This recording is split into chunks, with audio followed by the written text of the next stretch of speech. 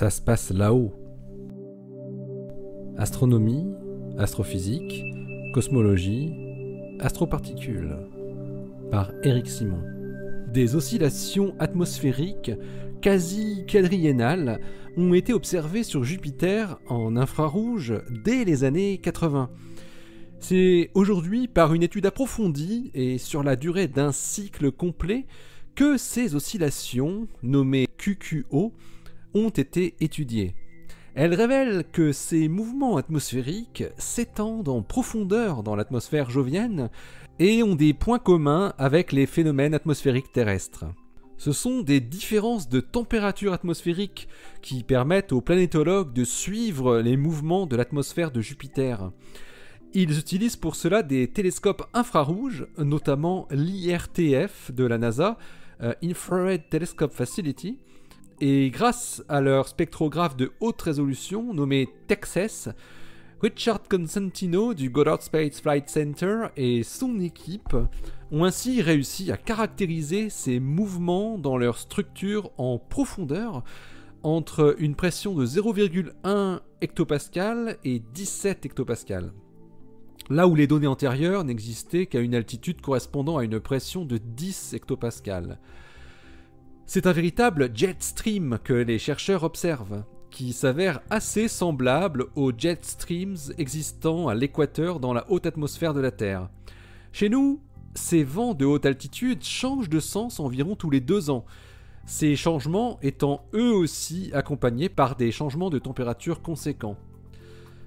Les astronomes ont observé l'évolution de ces mouvements de l'atmosphère jovienne durant un cycle complet de QQO entre janvier 2012 et avril 2016. Grâce à des simulations de l'atmosphère de Jupiter, Richard Cosentino et ses collaborateurs parviennent ensuite à reproduire très fidèlement le comportement des oscillations de température observées, à la fois dans le temps et dans l'espace, horizontalement et verticalement. Sur la Terre, le phénomène d'inversion est appelé QBO, Quasi Biennial Oscillation. Il a une période de 28 mois exactement. Lorsque le jet stream équatorial s'écoule vers l'est, il est associé à des températures chaudes, et inversement, lorsqu'il s'écoule vers l'ouest, des températures plus froides sont à l'œuvre.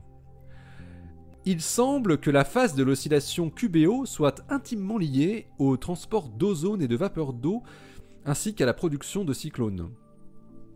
Le phénomène sur Jupiter montre de fortes similitudes, avec une période plus longue de 4 ans. Et Saturne aussi possède son oscillation, nommée LQPO, comme Quasi-Periodic Oscillation, mais à une période beaucoup plus longue, 15 ans. Ces nouvelles observations de Jupiter sont les premières à s'étendre sur une durée aussi longue et sur une aussi grande zone atmosphérique, des latitudes comprises entre moins 40 degrés et plus 40 degrés.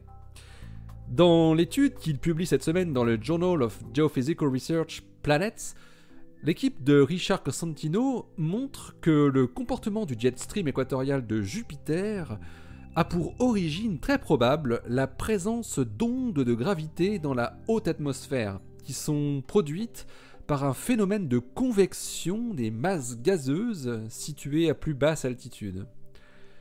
D'après Cosentino et ses collègues, ce sont ces ondes de gravité qui sont responsables de l'inversion de direction. Leurs simulations sont formelles. Sur la Terre aussi, des ondes de gravité atmosphérique sont mises en cause dans le comportement du jet stream, mais elles ne sont toutefois pas suffisamment puissantes pour en être la cause unique. Cette étude permet ainsi d'acquérir une meilleure compréhension des mécanismes et des phénomènes physiques qui agissent entre la basse et la haute atmosphère de Jupiter, et par extension de tout type d'atmosphère en général. Malgré les nombreuses différences existant entre les atmosphères de la Terre et de Jupiter, les mécanismes de couplage entre la basse et la haute atmosphère des deux planètes paraissent toutefois similaires, de quoi appliquer le modèle à tout type d'exoplanète possédant une atmosphère. L'article de Richard Cosentino et ses collaborateurs est paru dans Journal of Geophysical Research Planets le 18 décembre 2017 Son titre est le suivant, New Observations and Modeling of Jupiter's Quasi-Quadriennial Oscillation. Allez, d'ici la prochaine, portez-vous bien, restez bien les yeux vers le ciel et les pieds sur terre. Salut!